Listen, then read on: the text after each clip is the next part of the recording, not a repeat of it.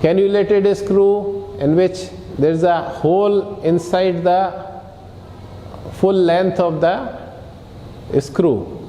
So these screws are put on the pre-positional guide pin. So a guide pin is passed in the direction in which we want to put the screw, and then we drill, and then after that we put the screw. There is an increased diameter of the shaft, self-tapping and self-cutting. Cannulated drill is also required, which is put on the guide pin. And the screwdriver is also cannulated. So it is used when very precise application is needed, when a small safety margin is there.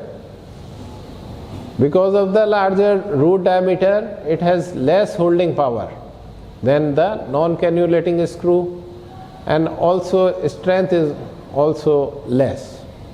Femoral neck, tibial condyle fracture, carpal bones, we use this cannulated screws. Leg screw, when interfragmentary compression is required, it is partially threaded and compression is 5 times higher than the plate fixation.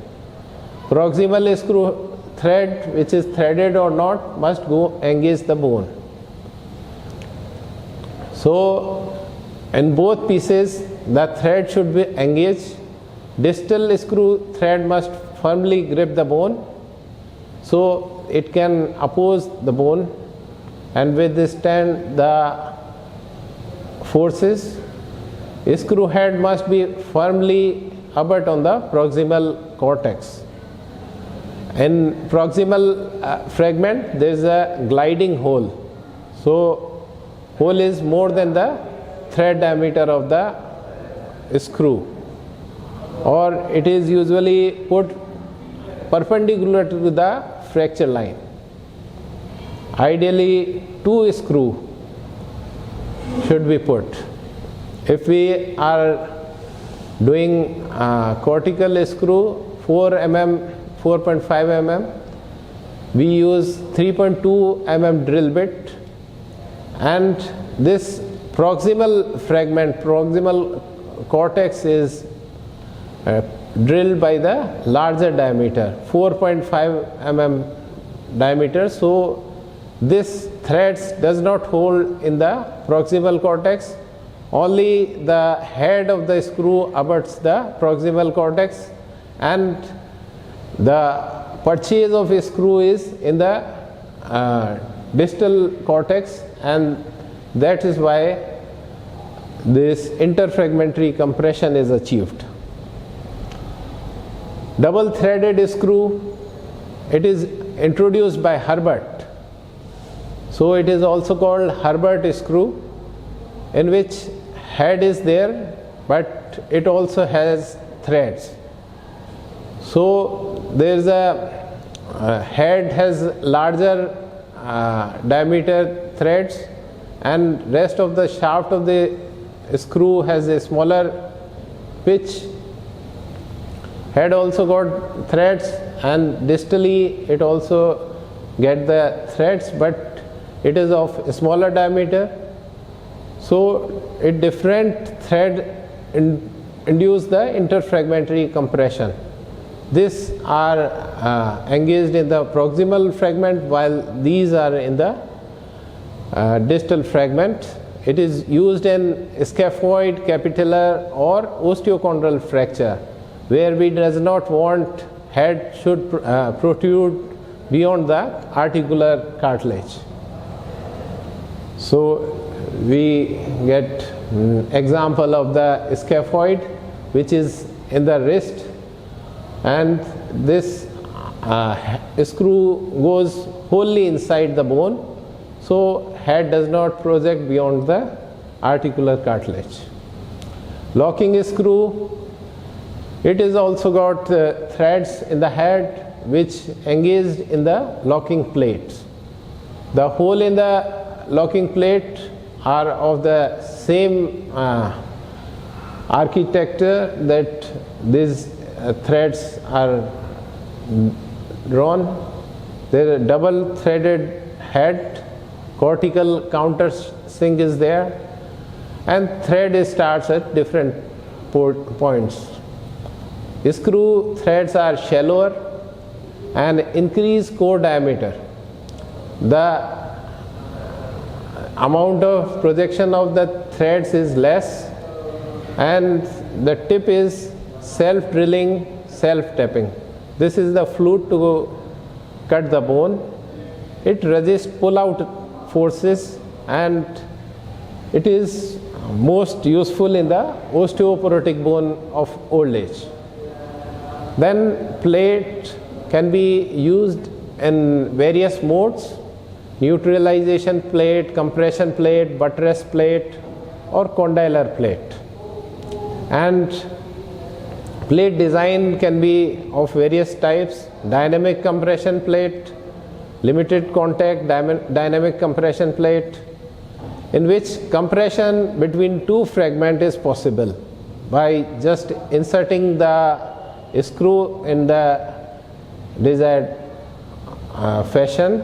And tubular plate there and reconstruction plate, they are not sturdy plates, and it can be bent as the architecture of the bone. Neutralization plate acts as the bridge, mechanical link between the two main fragments, bypassing the fracture. It does not produce compression. It can be used with the leg screw. The two fragments are first fixed with the leg screw and got interfragmentary compression, and the plate just neutralizes the forces which are put on this screw, like torsion, bending, and shearing forces. Compression plate generates axial compression force between the fracture fragments. Plate is attached to the one bone fragment and pulled across the fracture site. Compression is effected at the fracture site, reaction to the tension applied to the bone. Direction of compression force is parallel to the plate.